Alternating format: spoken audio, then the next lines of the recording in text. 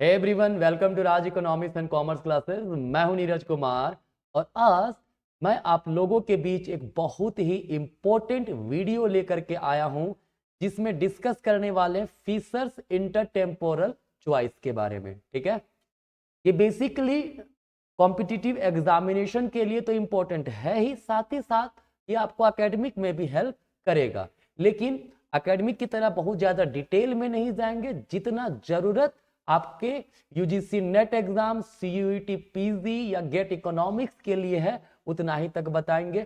आज theoretical concept बताएंगे, next video इसका मैथमेटिकल भी लेकर के आऊंगा जो कि आपके मैथमेटिकल इकोनॉमिक्स वगैरह के सेक्शन में काम आएगा। ठीक है, तो आज थ्योरेटिकली हम लोग समझते हैं कि आखिर भाई जो फिशर्स ने जो दिया था इंटरटेम्पोरल चॉइस, या फिर इसको बोलिए इंटरटेम्पोरल कंजम्पशन हाइपोथेसिस बोलिए, या फिर इसको इंटरटेम्पोरल कंजम्पशन चॉइस बोलिए, एक ही चीज है। ठीक है, तो देखिए सबसे पहले अगर हम बात करें कि फिशर का जो इंटरटेम्पोरल कंजम्पशन मॉडल है वो क्या है, तो इसके लिए आपको अच्छे से पता होगा कि जो केन्स का एब्सोल्यूट इनकम हाइपोथेसिस था, जो कि मैंने पहले ही अपलोड कर चुका हूं, अगर आप नहीं देखे तो उस वीडियो को जाकर के देख लीजिएगा। उसमें क्या कहता है कि जो हमारा करंट कंजम्पशन होगा वो हमारे करंट इनकम पे डिपेंड करेगा। ठीक है, ध्यान रखिएगा, हमारा जो कंजम्पशन अभी है वो किस पे डिपेंड करता है, हमारे करंट इनकम पे। ऐसा कहना था प्रोफेसर केन्स का कहना था ये। ठीक है, बट इरविंग फिशर का कहना है कि जो करंट कंजम्पशन होगा ना वो depend on the life time income, वो सिर्फ अभी के इनकम पे डिपेंड नहीं करेगा, फ्यूचर के इनकम पर भी डिपेंड करेगा। ठीक है, कहता उनका कहना है कि the time of income is irrelevant. जो टाइम इनकम हम लोग कहते हैं अभी इनकम है तो कंजम्पशन करेंगे, ऐसा कुछ नहीं है। अरे यार इनकम नहीं है, बोरो कर लेंगे। जितना इनकम है अगर पैसा बच गया लैंड करेंगे। ठीक है, ये सब बातों पे केन्स ने अपना फीस मतलब आर्गुमेंट नहीं दिया था। ठीक है, तो उसी पर फिशर ने कहा कि जो कंज्यूमर होता है वो रैशनल होता है, वो फॉरवर्ड लुकिंग होता है, आगे फ्यूचर को देखता है। ठीक है, ध्यान से देखिएगा, फिशर का मेन कंसेप्ट ये है कि अभी हमारे पास इनकम नहीं है तब भी कंजम्पशन करेंगे, कैसे, बोरो करके। और अगर हमारे पास सेविंग बच जा रहा है, जो हमारा इनकम है उसमें कुछ पैसा बच जा रहा है, तो वो किसी को लेंड कर देंगे ताकि उससे रेट ऑफ इंटरेस्ट कमा सकें। ठीक है, ये कहना था प्रोफेसर फिशर का, राइट। चलिए आगे देखते हैं इसमें क्या है।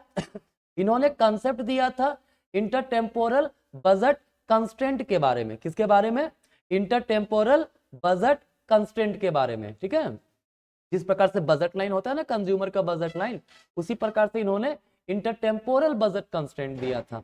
इसमें कहता है कि ये दो पीरियड को अज्यूम करते हैं, पीरियड 1 और पीरियड 2।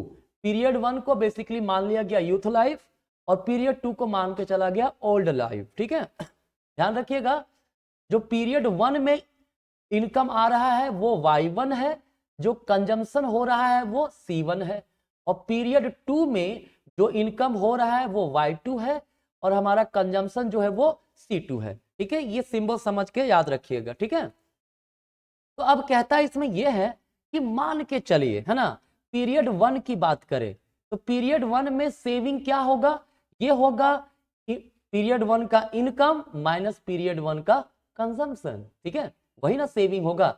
ये पॉजिटिव भी हो सकता है, ये निगेटिव भी हो सकता है। ठीक है, बट हम लोग सीधा सी समझेंगे, अगर पॉजिटिव है मतलब वो पैसा किसी को लेंड करेगा, है ना, अगर ये निगेटिव है तो मतलब पैसा किसी को देगा वो। ठीक है, मतलब पॉजिटिव है तो किसी लेंड करेगा और निगेटिव है तो कहीं से बोरो करेगा। क्लियर, ध्यान से समझिएगा, कहता है अगर पीरियड 1 में एस बराबर Y1 माइनस C1 है तो उस हिसाब से क्या हम लोग सेकेंड पीरियड का कंजम्पशन लिख सकते हैं C2 बराबर 1 plus R into S plus Y2।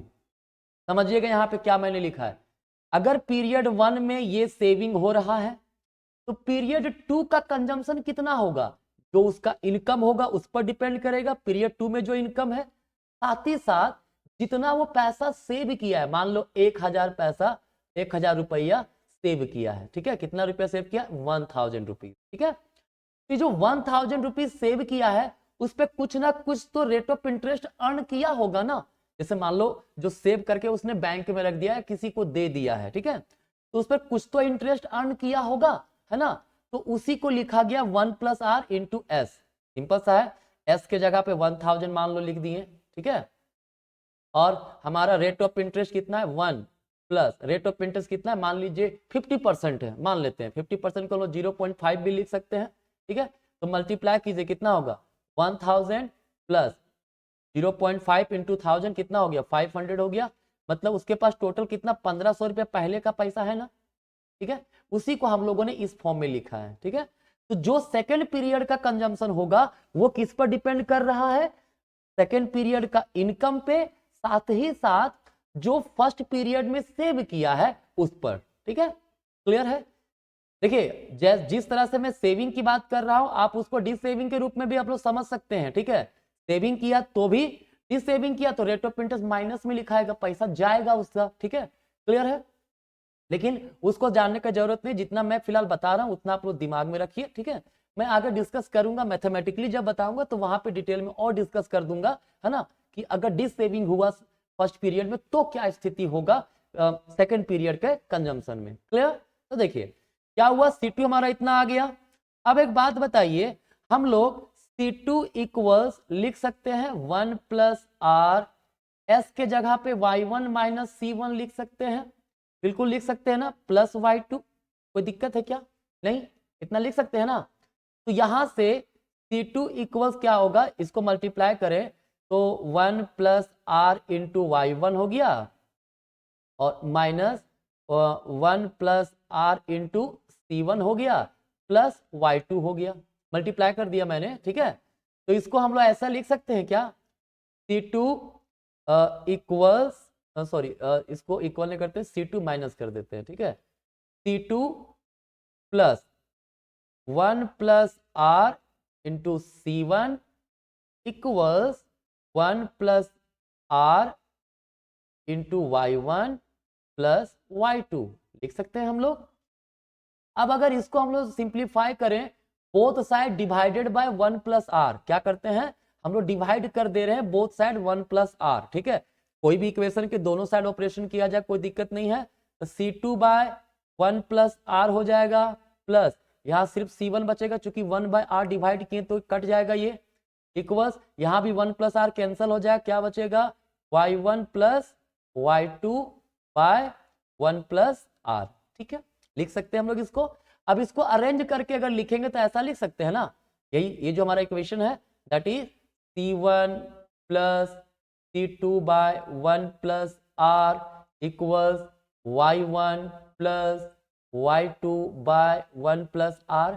इसको हम लोग बोलते हैं इंटरटेम्पोरल बजट कंस्ट्रेंट। क्या बोलते हैं, इंटरटेम्पोरल बजट कंस्ट्रेंट बोलिए, या इंटरटेम्पोरल बजट लाइन होगा अगर इसका ग्राफ रिप्रेजेंट कर दें तो। अब वो ग्राफ कैसा बनेगा, ध्यान देखिए, ऐसे बनेगा, ठीक है। देखिए यहाँ पे क्या है, एक्स एक्सिस पर फर्स्ट पीरियड का कंजम्पशन, वाई एक्सिस पर सेकेंड पीरियड का कंजम्पशन को लिया गया है। ये लाइन है हमारा, है ना, जहां जी पॉइंट बता रहा है, जी क्या बता रहा है, जी पॉइंट कहता है यहां पर कि C2 हमारा 0 है। देखो ये इक्वेशन है ना, C2 यहाँ 0 हो गया, अगर ये C2 0 हो जाएगा तो क्या बचेगा, C1 बराबर कितना बचेगा y1 plus y2 by 1+r बचेगा ना C1 के जगह पे। तो देखिए वही लिखा हुआ है यहाँ पे y1 प्लस y2, देखिए यहाँ ध्यान से देखिएगा ये वाला लिखा हुआ है y1 plus y2 by 1+r, ठीक है, ये याद रखिएगा, है ना। ई पॉइंट जो है वो क्या बता रहा है हमें, वो हमें बता रहा है कि यहाँ पर C1 0 है। क्या है, C1 0 है। अगर ध्यान से देखिए, अगर इसमें ये था कि C2 जब 0 था तब, ठीक है, C1 अगर 0 हुआ तब क्या होगा, अगर C1 0 हुआ तो क्या बचेगा C2 by 1+r equals y1 plus y2 by 1+r। तो यहां से C2 बराबर क्या आ जाएगा 1+r क्रॉस मल्टीप्लाई हो जाएगा तो 1+r इंटू y1 बचेगा plus y2 by 1 plus R into, ये वाला इंटू हुआ 1 प्लस, वो कैंसिल हो जाएगा, सिर्फ इतना बचेगा। देखिए यहाँ पे लिखा हुआ है 1 plus are y1 plus y2, ठीक है। तो ये दोनों लाइन को मैच कर दे, ठीक है, तो वो हमारा जो लाइन बनेगा, ये कौन सा लाइन बनेगा, इंटरटेम्पोरल बजट कंस्ट्रेंट बनेगा, ठीक है। चलिए ध्यान दीजिएगा, अगर हम लोग इसको ध्यान से देखें तो हमको समझ में आ रहा है कि एक पीरियड में कंजम्पशन क्या होगा और दूसरे पीरियड में कंजम्पशन का एक्सट्रीम क्या होगा, उसको कनेक्ट करने वाला ये एक प्रकार का लाइन है, ठीक है। चलिए अब कहता है कि इंटरटेम्पोरल कंजम्पशन के आधार पर हम लोग कैसे निकालें कि कंजम्पशन मतलब इक्विलिब्रियम या ऑप्टिमम चॉइस क्या होगा। तो उसके लिए ऑप्टिमाइजेशन का मतलब कहता है, अगर हम लोग ये इंटरटेम्पोरल बजट कंस्ट्रेंट है और ये हमारा जो येलो पिंक, ये हमारा जो ग्रीन लाइन जो है, ये हमारा है इंडिफरेंस कर्व। क्या है हमारा इंडिफरेंस कर्व। तो जिस पॉइंट पर वो टच करेगा, मतलब आप लोग पढ़े हो कंज्यूमर इक्विलिब्रियम में भी पढ़े होंगे, ठीक है, कि जहां पे बजट लाइन का स्लोप इक्वल हो इंडिफरेंस कर्व के स्लोप के, ठीक है, तो वहां पे इक्विलिब्रियम होता है ना। बस वही चीज है। पिंक लाइन जो हमारा ये वाला लाइन है ना, ये ओ पॉइंट पे टच कर रहा है, मतलब वो C1 इतना कंजम्पशन करेगा इसका और C2 का इतना कंजम्पशन करेगा, तो वो इक्विलिब्रियम पोजीशन पर रहेगा, ठीक है। क्योंकि यहाँ पे फर्स्ट पीरियड का कंजम्पशन है, सेकेंड पीरियड का कंजम्पशन है, तो क्या कहता है, बजट कंस्ट्रेंट के आधार पे फर्स्ट पीरियड में इतना कंजम्पशन करना चाहिए और सेकेंड पीरियड में इतना कंजम्पशन करना चाहिए, तो कंज्यूमर इक्विलिब्रियम पे रहेगा, ठीक है। अब अगर इसको ध्यान से पूरा थ्योरी को हम लोग समझें तो इन्होंने क्या अपने थ्योरी में बतलाया है, इन्होंने बताया है कि किस प्रकार से कंज्यूमर पीरियड 1 और पीरियड 2 में अपने कंजम्पशन को एडजस्ट कर सकता है और किसी भी पीरियड का कंजम्पशन सिर्फ उस पीरियड पे डिपेंड नहीं करता है, दूसरे पीरियड पर भी डिपेंड करता है, ठीक है। अगर हम फर्स्ट पीरियड में सेविंग किए हैं तो हम लोग उसको उससे इंटरेस्ट कमाएंगे, तो सेकंड पीरियड में कंजम्पशन हमारा इनकम से भी ज्यादा होगा, क्योंकि फर्स्ट पीरियड जो कमाया हुआ पैसा है और सेकंड पीरियड में जो कमाएंगे उसके बराबर आ जाएगा, ठीक है। तो केन्स का जो थ्योरी था इन्होंने गलत साबित किया है और उन्होंने कहा है कि करंट कंजम्पशन सिर्फ और सिर्फ करंट इनकम पे डिपेंड नहीं करता है, ठीक है। तो ये था ब्रीफली आपका फिशर्स इंटरटेम्पोरल चॉइस मॉडल, है ना।